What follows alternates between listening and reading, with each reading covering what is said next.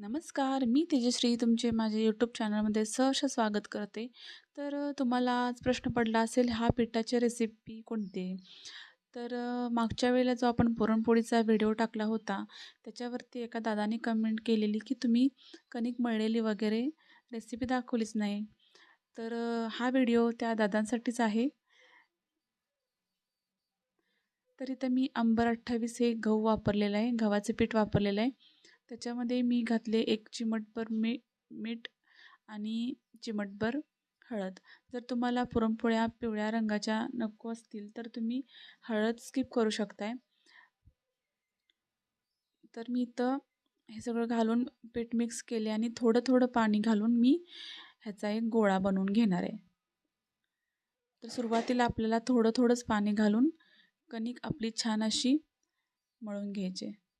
जर समजा तुमच्या गव्हाच्या जर पोळ्या येत नसतील, तर तुम्ही ह्याच्यामध्ये मैदा जरी वापरला चालतोय, म्हणजे 1 वाटी मैदा वापरला तरी चालतोय.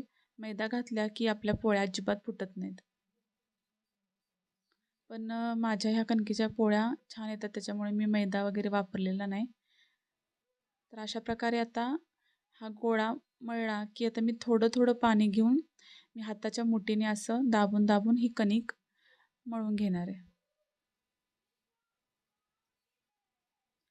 तर जास्त पाणी वापरायचं नाही, थोडंसंच पाणी वापरून आपल्याला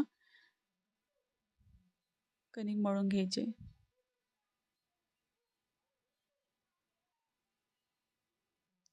तर काही-काही जण असं कणिक मळून झाली, की ह्याला वरवंट्याने सुद्धा चेचतात. असं केलं की पोळ्या आपल्या सॉफ्ट होतात. पण मी वरवंटा वगैरे काही घेणार नाही.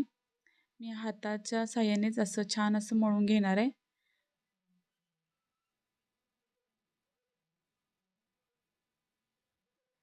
होईल तेवढं आपल्याला छान असं दाबून कणिक मळून घ्यायचे. थोडा-थोडा पाण्याचा हात घ्यायचा आहे.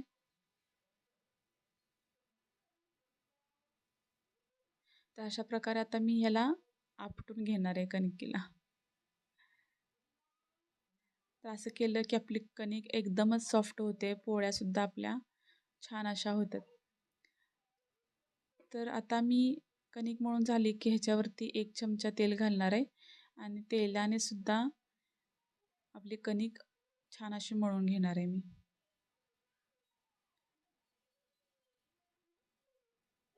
माझी कणिक एकदम सॉफ्ट झालेली आहे. आता मी असं करून ह्याचा गोळा बनवून घेणार आहे कणकीचा.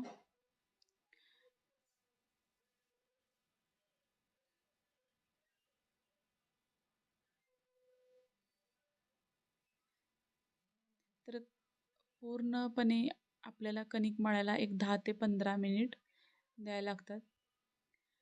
तर कणकेचा गोळा आता बनवून झालेला आहे. तर मी आता ह्याला एका पाठीमध्ये ठेवणार आहे.